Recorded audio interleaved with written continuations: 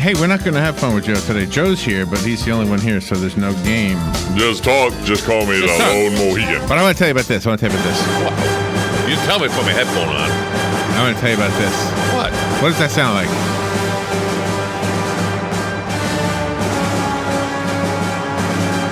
Very dramatic. Yeah. Either that or that'd be a good theme song for X-Lax. It's Gustav Holst, Holst. He wrote that in 1916, which means it's available. It's copyright free. It's public domain. Public domain. But the reason I was showing it to you because on Saturday we went to this planetarium up in Gainesville. There's a planetarium in Gainesville? I know, and it was only $5. Oh, that's cool. And they finally something that doesn't cost an arm, a leg, and a foot. And you don't have to go far, and it's on the campus of the. Did they have a gift shop? Santa Fe. They didn't, but they didn't have a gift shop. No, get out of here. But they had an ad before the thing went on the big dome that you could buy. Oh gosh, whatever the thing is called, the planetarium. Okay, they could buy. You could buy like shirts and stuff like that. Oh, but you have to go online to get them. I don't know. I never did see anything for sale. But you got to be able. Everything has a gift shop. 60 seats. It's very small. Oh, that's cool. But it's a real. Was it air conditioned? It was air conditioned. Oh well, that's all right. The music was that music. Music was the music. I have not been in a planetarium. 50 years. Oh, that's probably true for me too. And the last time, believe it or not, Mystic Seaport up in Connecticut had a planetarium. If it's there anymore, I do not know. Was it a big building? No. Okay. But it was a round dome, like you said. This was not a big building either. I vaguely remember it because I was younger than So. That's it, yeah. You should go. What? You should go. Oh, I thought you said something else. I wonder what you thought. Yeah, well, it starts with S. Oh, yeah. And it wasn't a shirt. S-H-I-R-T. Oh, I'm telling you, but Joe, it was hard to find because it's on the campus and there was no other cars there. But it was open. It was open. There was maybe 15 people. Well, they should call us and mark it with us so we could fill it up.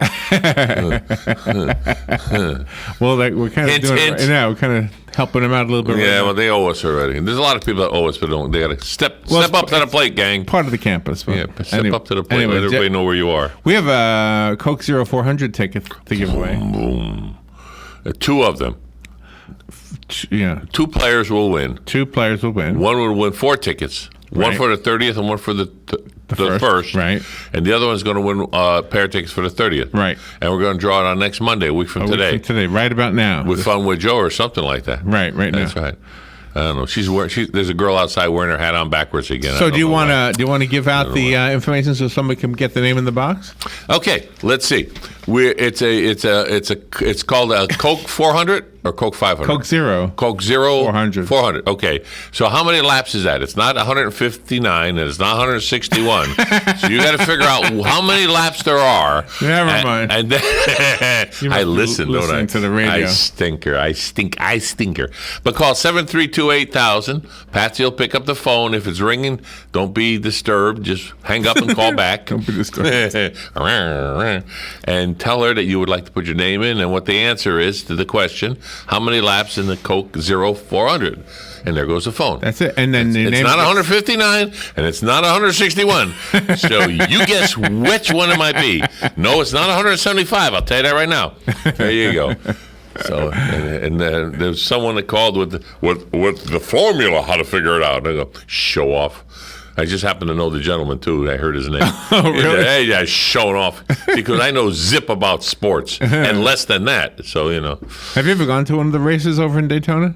I haven't gone to any races anywhere. I've been by the Charlotte Speedway, by the Bristol Speedway. I've been on the inner track at the Daytona Speedway during Bike Week and what have you. I've been through there. But have I actually sat and smelled the fumes and watched them straight left, straight left, straight left, straight left? No, I haven't seen them do that. Now, you ever wonder why they don't go straight right, straight right? So what was the racetrack called in Connecticut? What was it called? No, this is Bristol, Tennessee. Oh, Tennessee. Okay. Bristol, Tennessee. All right. There's another one in Virginia. I can't think of the name of it now. But I've been by them all. And the one in Charlotte, there's a big outdoor shop. I don't want to mention the name, but big outdoor sportsman's store out there, and not too far from where it's in Concord, North Carolina, and the big speed track. Yeah, that's true. Speed track is out there, and it looked more festive, I should say, than you would think a speed track would look like on the outside. I mean, they had all these vendors, the quote-unquote national brands that have no more money than Carter's Got Pills, to have these gigantic blow-up cans of bottles of. Right. I'm talking, these things are 20 feet high by 15 feet round or 30. I mean, they're gigantic. I mean, I was 3 blocks away. I could still see the dang thing. I'm going, what is going on over there? That's marketing, right? Marketing on steroids. Yeah. They spend so much money. The vendors spend so much money on the signage that they put on the cars. And why? And there goes boom, there goes boom, and there goes boom, and you see the name how many times? Every time it goes around. Well, it's not 159 and not 161. So that's how many times that sign goes by you. Right. That's right. That's right. Times how many? Was it 40 cars or something like that? I don't know. I don't know either. But that's marketing. That's marketing at its best. People love it. And but not only. Now here's a good one. Not only do companies that we buy our soda from and our snacks from and our hardware and whatever, we as taxpayers are paying for the car. There's an Army car, there's a Navy car, there's an Air Force car, I think. Oh, really? I'll say Armed Forces. I don't know exactly which one. Again, I don't follow it. But there's the cars, and they got the big Army symbol on it, or it's got the big Navy symbol on it. I'm going, why are we paying tax dollars to see a car go in a circle? That irks me a little bit, because that's our tax dollars paying for a car to go in a circle. So I have a question. You're going to drive, and you're taking a little road trip. Okay, I'll take a road trip. Has the cost of road trips gone up in the time that you've been doing road trips?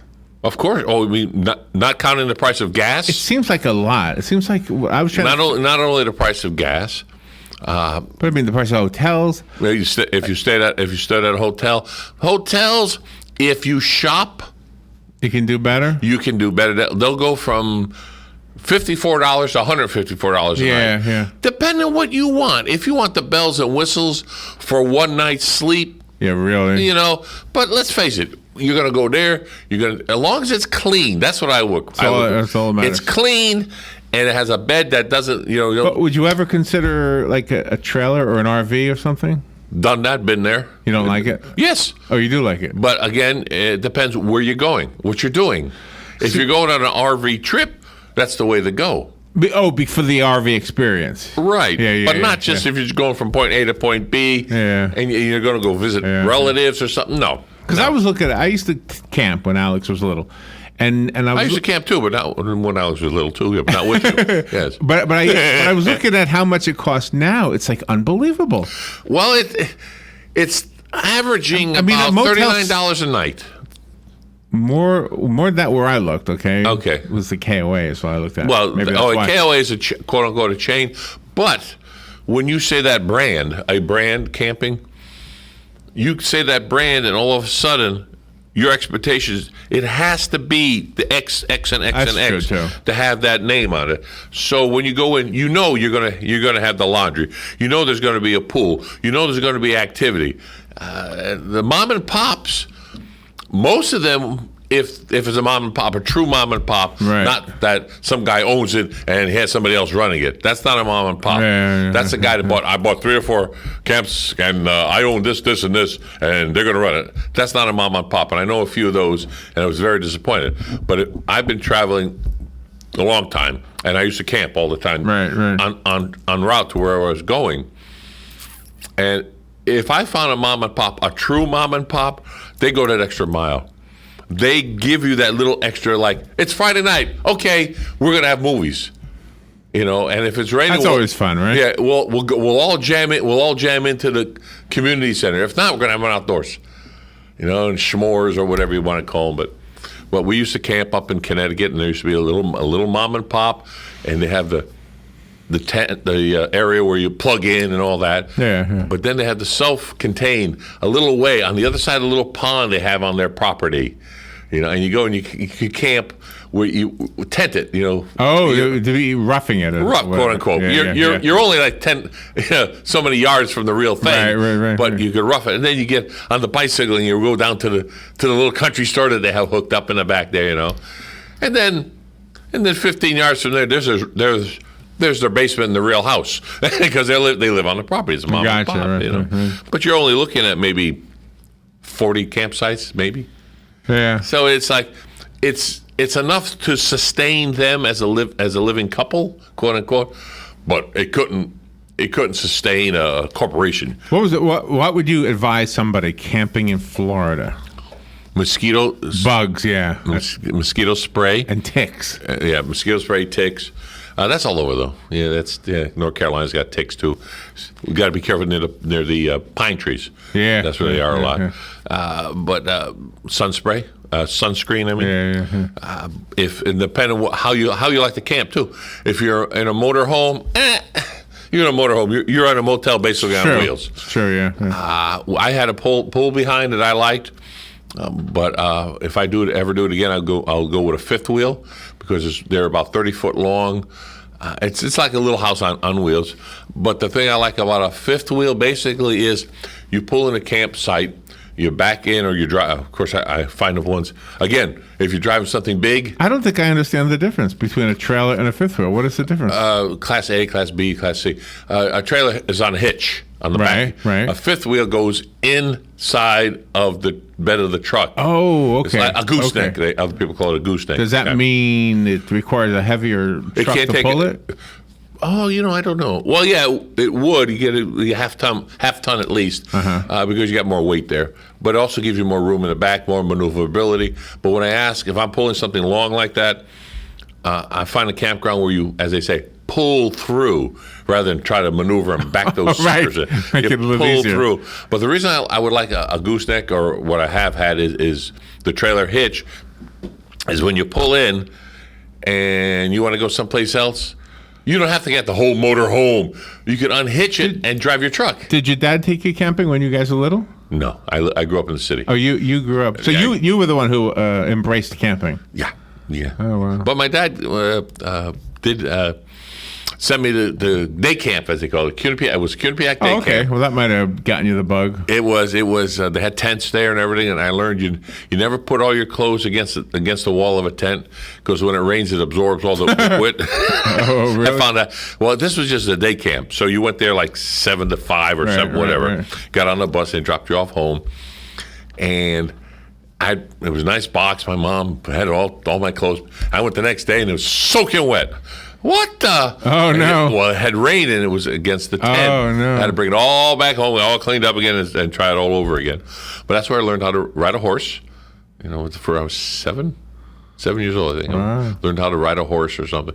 And I enjoyed the heck out of it, I know how to swim by then because I Boys and Girls Club. I think I saw you on a horse, didn't I? We went to some event. I got a photo of you on a horse. Yeah, that we broadcasted live from that trail. That was fun. Yeah. That was fun. I like the horseback ride. I've been doing it all my life now. So yeah, I horseback rode in the Philippines, which was nice. That was really I went horseback riding in the service. Yeah, and during the service there was in Subic Bay they had horseback riding on base, and you can go horseback riding. Oh wow, that's cool. It was. You got to figure the base was not like the base here. They had their own golf course. Come on, it's a big base, and that was all closed off. It's all gone. But we had a Father's Day question I want to ask you about. Sure. All right, we had this discussion. Hear that? Sure. Tell me a time. I know, Rob. No. A time when your father hit a home run, metaphorically speaking, like the time something he did that you remember. There's probably 100 of them. I know. There's Did you hear us talking about this on Friday? No. Well, I talked about it, and so many people have responded saying, "Oh gosh, the time my father hit a home run was the time he brought home the bacon." Yeah, whatever. Let's see, what was the one thing? A fish tank. A fish. My father brought home this big, gigantic fish tank. That was a home run. Yeah. Yeah. My dad did a lot of things like that, and it wasn't for for Christmas or something. I still have the thing. It's held together with chewing gum and baling wire right now, but back then I was young. I had for Christmas I got a small desk for Christmas. And it was like, wow. Oh, really? My own desk. Oh, yeah, this is a nice desk. I had that for years. And then later on, I got into photography. Black and white, my own developing and printing, the whole 10 yards. Big time. And I needed, excuse me, someone's hollering my name. And I'm on the phone. I'm on the air. Isn't that something? That is amazing how they can holler my name. I can hear it all the way over to here. Hey, wait a minute. Hang on, people. I'm on the air. Okay, that's better. Now she knows I'm on the air. So.